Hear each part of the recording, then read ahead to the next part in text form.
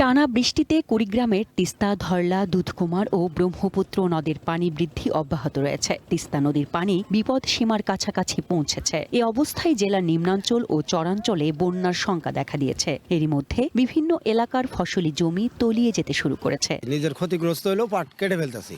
আজকে যদি না কাটি তাহলে পাট ডুবে যাবে। এত টাকা খরচ করে পাট কাটা বুনছি না কালা চালান তো আনা লাগবো। পানি উন্নয়ন বোর্ডের তথ্য অনুযায়ী কুড়িগ্রাম পয়েন্টে ধরলা নদীর পানি 24.5 মিটার, পাটেশ্বরী পয়েন্টে দুধকুমার নদীর পানি 28.39 মিটার, নুনখাওয়া ও চিলমারি পয়েন্টে ব্রহ্মপুত্রের পানিও ঊর্ধ্বমুখী রয়েছে।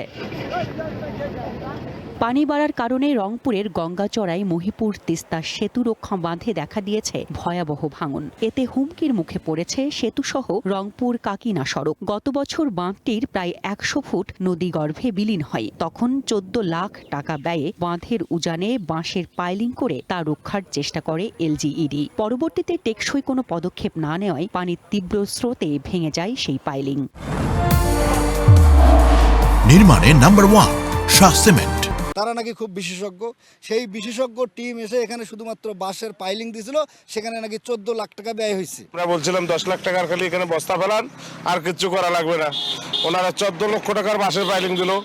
বাঁশের পাইলিং 1 বছরের মতো গতকালকে থেকে ভাঙা শুরু হয়েছে, ভাঙি যাচ্ছেই। পাহাড়ি ঢলে সুরমা নদীর সুনামগঞ্জ পয়েন্টে পানি বৃদ্ধি পাচ্ছে। তাহিরপুর উপজেলার সীমান্ত নদী জাদুকাটার পানি বৃদ্ধি পেয়ে সুনামগঞ্জ তাহিরপুর সড়কের 100 মিটার অংশ ডুবে গেছে।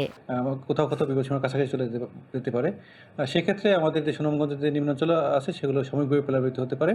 তবে 3 দিন পরে হয়তো পানিটা কমতে শুরু করতে পারে। এদিকে টানা বৃষ্টি ও পাহাড়ি ঢলে তলিয়ে গেছে সিলেটের ভোলাগঞ্জের সাদা পাথর পর্যটন কেন্দ্র। দুর্ঘটনা এড়াতে পর্যটকদের জন্য সাময়িক নিষেধাজ্ঞা জারি করেছে প্রশাসন। চন্দনা বিশ্বাস, ওয়ান ন্যাশনাল ডেস্ক।